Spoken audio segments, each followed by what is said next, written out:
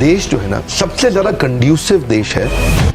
पिछले 10 साल में जितना देश बदला है उतना 100 साल में नहीं बदला होगा। आइडिया बहुत अच्छा भी हो और इरादा भी बहुत मजबूत हो तो भी चांसेस है कि आपका बिजनेस फेल हो जाए। कई बार क्या होता है, प्रोडक्ट आप ले आते हो, कस्टमर बोलता है अच्छा है लेकिन मुझको चाहिए नहीं। हम काका को सीईओ नहीं बनाते। Man power can make you super power.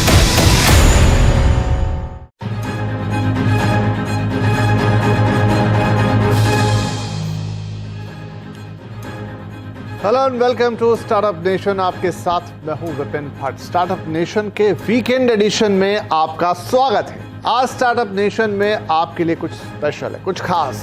जाने माने motivational speaker, business leadership coach और बड़ा बिजनेस.com के फाउंडर विवेक बिंद्रा ने से हमने लिया है ढेर सारा स्टार्टअप ज्ञान। इस बातचीत को बहुत ध्यान से सुनिएगा क्योंकि इसमें हमारे स्टार्टअप गुरु ने बताए हैं एक सक्सेसफुल स्टार्टअप के सारे गुर। तो आप भी देखिए, सुनिए, समझिए और स्टार्टअप कीजिए।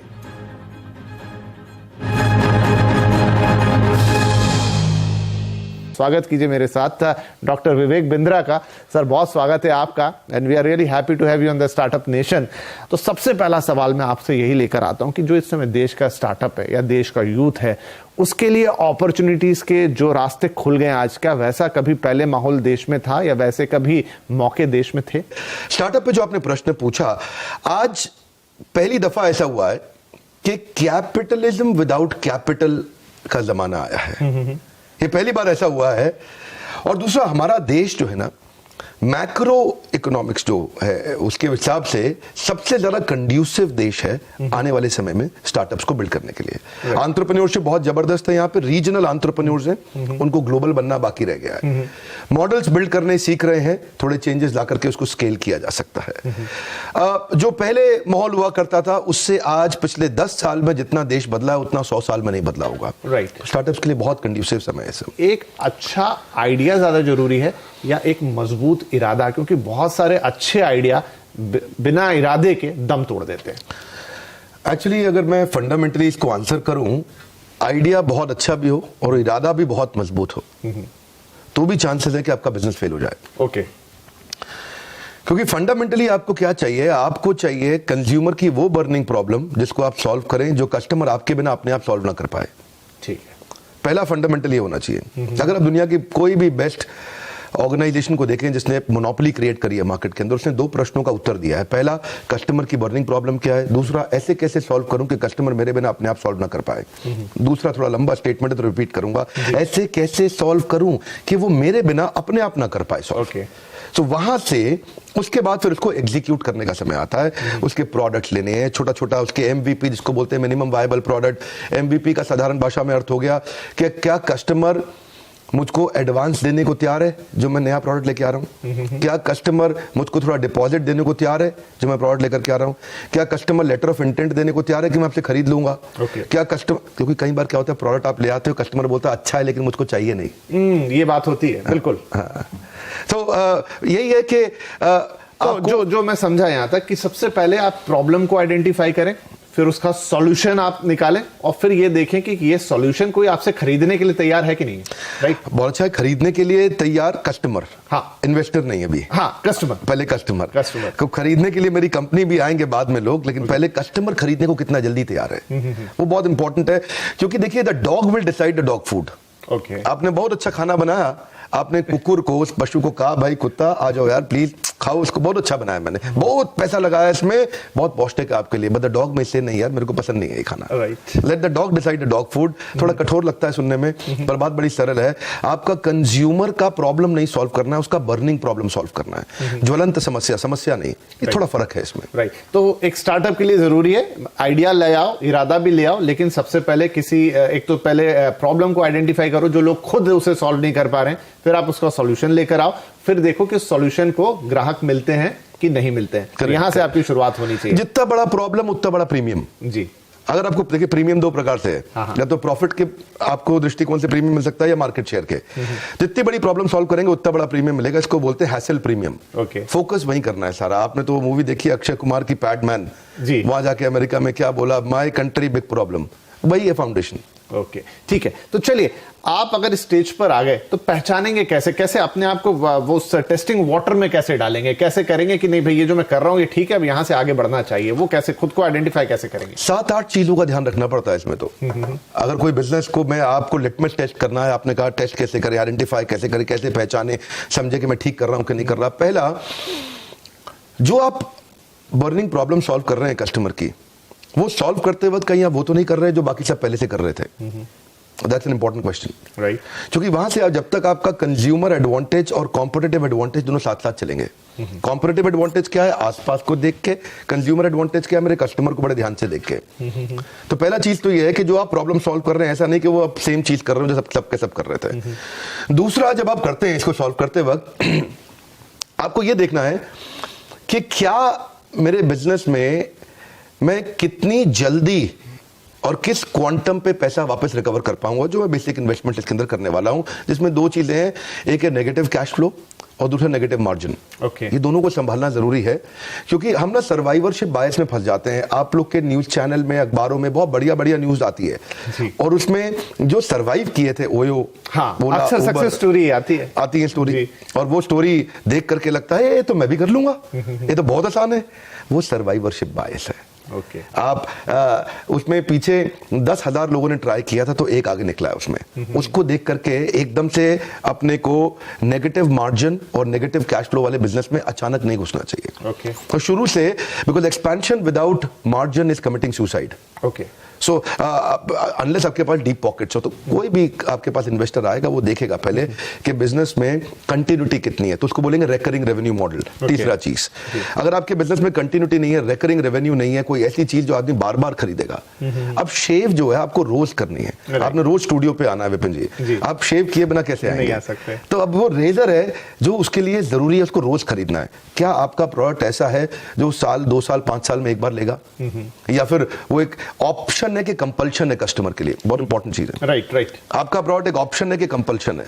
आपका प्रोडक्ट ऑक्सीजन है कि नहीं है? फिर इसके बाद ये देखना है जो आपकी जो मार्केटिंग कैंपेन है उसमें influencer, decider, buyer, consumer, initiator कौन कौन है, यानी कि आपका डिसीजन मेकिंग यूनिट कौन है। ऐसा ना हो कि आप जिसके साथ जिसको माल बेच रहे हो वो डिसाइडर ही ना हो, डिसाइडर उसके बिहाफ पे कोई और हो, तो पैसा ज्यादा खर्च हो जाएगा।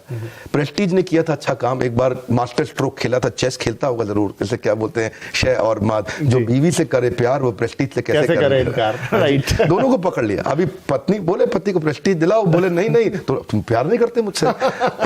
बिल्कुल। तो आपको initiator, influencer, decider, buyer, consumer सबका ध्यान रखना पड़ेगा। कंज्यूमर के फीडबैक लेने की तैयारी करनी पड़ेगी, इसको बोलते हैं इंप्रूवमेंट साइकिल। अगर आप फीडबैक की तैयारी नहीं कर रहे, क्योंकि कस्टमर सिग्नल देता है, अच्छी कंपनी, अच्छा ब्रांड प्रोडक्ट बना देता है। आई say that one more time, क्योंकि मैं गोल्डन स्टेटमेंट दोबारा बोलता हूं। कस्टमर सिग्नल देता है, अच्छा ब्रांड प्रोडक्ट बना देता है। जब कस्टमर सिग्नल देता है, कमजोर ब्रांड उसको इग्नोर कर देता है। कस्टमर आपसे वही मांगेगा जो कोई नहीं दे सकता, और अगर आपने वो दे दिया, हाईएस्ट हेडरूम ऑफ ग्रोथ है, क्योंकि वो कोई दे नहीं सकता। तो आपको ढक्कन खोलना पड़ेगा। अपन क्या बोलते हैं, मेरी ट्रेनिंग प्रोग्राम में बोलते हैं कि जितना ढक्कन मोटा उतना धंधा छोटा। You got to start asking this solution oriented questions. जब आप फंडिंग की तैयारी कर रहे हैं, जब आप अपने इन्वेस्टर की तरफ जा रहे हैं, तो आपको कैसे वो तैयारी करनी चाहिए ताकि आपका जो तीर है वो निशाने पे लगे जाके? बहुत अच्छा। देखिए, इन्वेस्टर के पास जाने से पहले कुछ चीजों को इंपॉर्टेंट समझना है आपको। इन्वेस्टर उस बिजनेस में इंटरेस्ट नहीं लेता जो ट्रांजैक्शनल है नेचर में।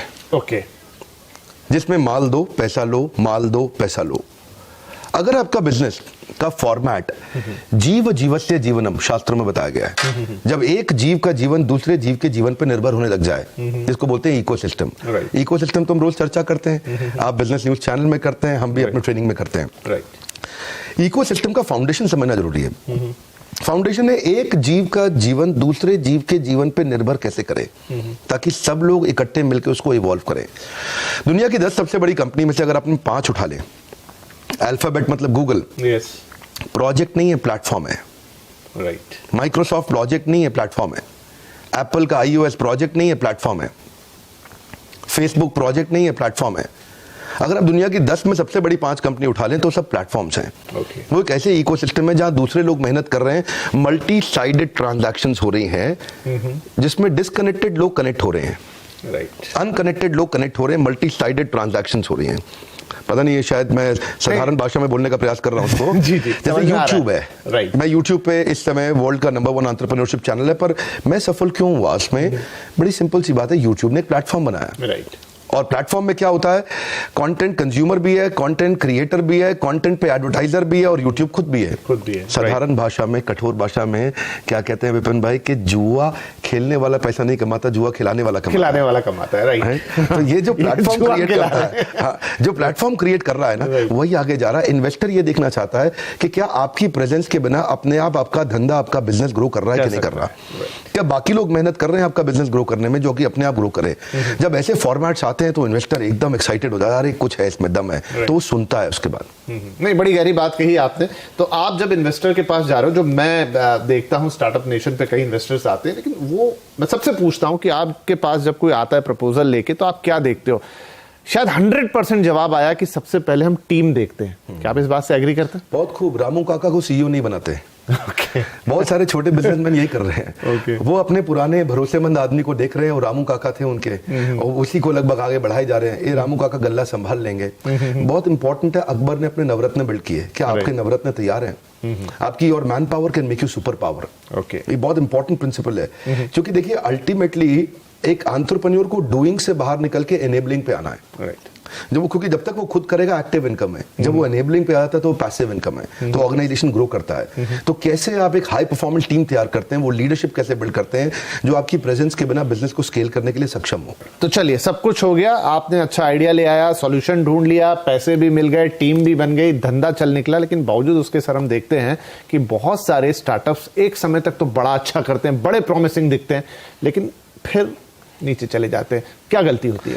बहुत सिंपल है जी, बड़ा सरल है। एक गोल्डन स्टेटमेंट है, याद रख लें।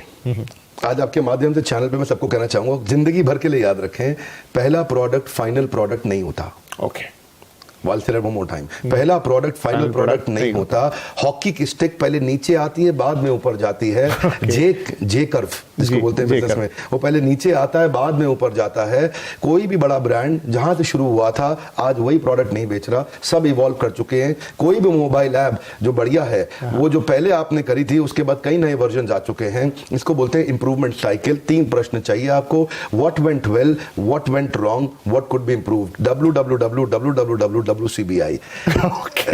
क्या अच्छा हुआ, what went well, what went wrong, what could be improved. क्या अच्छा, देखिए दो जो अच्छा बुरा हुआ पीछे देख लिया, अभी क्या चेंज ला सकते हैं, इसको अपन बोलते हैं NNB positive, next new better. Okay, आपका ब्लड ग्रुप क्या है? मेरा बी पॉजिटिव। मेरा है NNB positive. Okay, NNB positive क्या है? Next new better. अपनी टीम को बार बार पूछना है आपस में बैठ के, आओ बैठो, अभी क्या नेक्स्ट करें, क्या न्यू करें, क्या बेटर करें। इसका मंथन करना जरूरी है। महीने में एक दिन तो आपको बैठना ही पड़ेगा कि कस्टमर के सारे टच पॉइंट्स आइडेंटिफाई कर लो।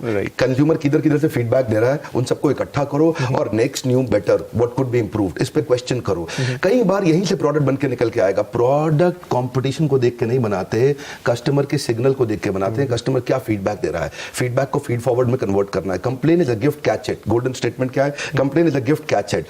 आपको ये मानना ही पड़ेगा, आपका प्रश्न को मैं समराइज करता हूं उत्तर को मैं, कि मानना ही पड़ेगा कि बिजनेस में प्रॉब्लम आएगी आएगी। बिजनेस फेल होएगा क्योंकि पहला प्रोडक्ट फाइनल नहीं होता। तो इसलिए पहले पायलट एक्सपेरिमेंटेशन करिए, स्केल अप नहीं करिए, बिकॉज स्केल किल्स। राइट, एकदम स्केल नहीं करना कभी भी, स्केल किल्स। एकदम पट पट पट पट बिजनेस बड़ा करें। बड़ा बिजनेस में पहले बिजनेस खड़ा करेंगे, बाद में बड़ा करेंगे। हम आपका शुक्रिया कहेंगे, बहुत बहुत शुक्रिया कि आप स्टार्टअप नेशन में आए, आज हमारे स्टार्टअप गुरु बन के, और इस खास स्पेशल एपिसोड में आपने हमारी जो यंग एस्पिरेंट जनता है देश की, जो स्टार्टअप करना चाहती है, कुछ बड़ा करना चाहती है, उनको एक मजबूत इरादा दिया। बहुत बहुत शुक्रिया हमसे बातचीत करने।